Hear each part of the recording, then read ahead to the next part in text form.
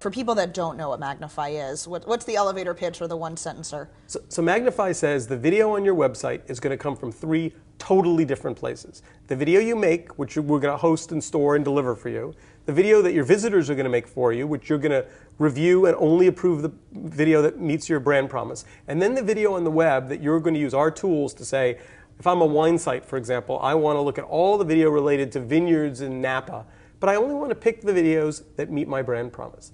And we knit them all together into this really elegant CSS HTML5 package, not Flash, very user-friendly and very SEO-friendly.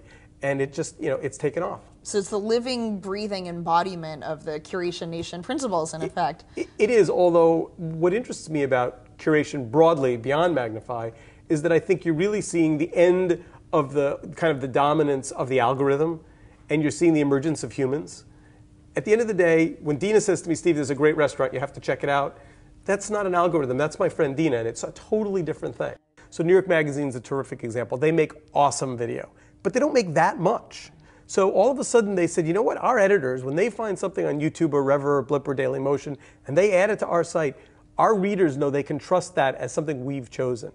The thing that's really changing, the thing that I think that all of the viewers will acknowledge, is the volume of stuff out there is so overwhelming. We just want people to help us find the stuff we care about.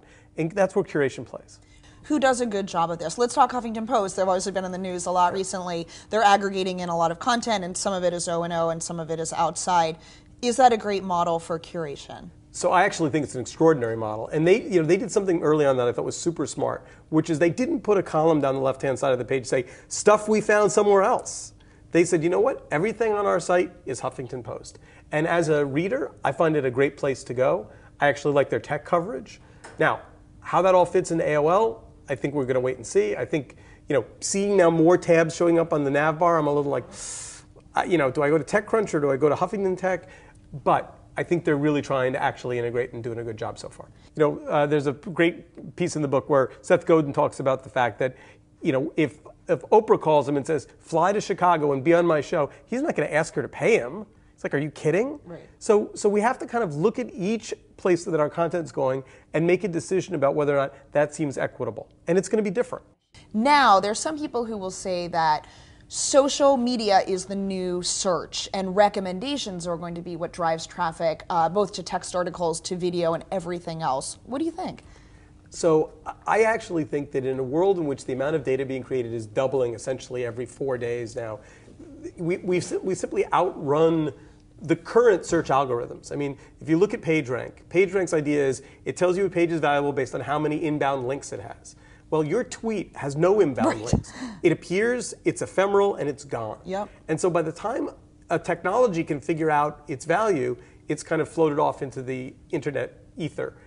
To me, at the end of the day, I want to know, I trust Dina on restaurant reviews, right. But you know what? On hotel rooms, she has different taste than I do. Yep. So I'm going to dial up and down which friends I focus on for which things. Yep. For music and arts, some of my friends are going to have very high value to me. For where to raise kids on the Upper West Side, different group of friends. And if you want to find a video that's going to be really entertaining, do you think in the end they'll just be experts? They'll be a Jeff Jarvis for online video that you trust for comedy videos, say, or political videos?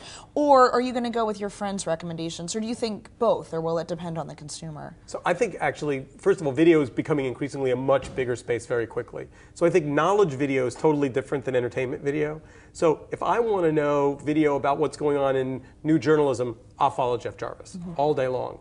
On the other hand, comedy, not the funniest guy in the world, Jeff. I'm not sure he would even tell you he's the funniest guy in the world. So I think what starts to happen is there are curators who step up and say, I'm going to be the leaders. I'm going to lead this space. I mean, you could say that Michael Arrington is a curator of tech news, yep, or Silicon Valley Insider.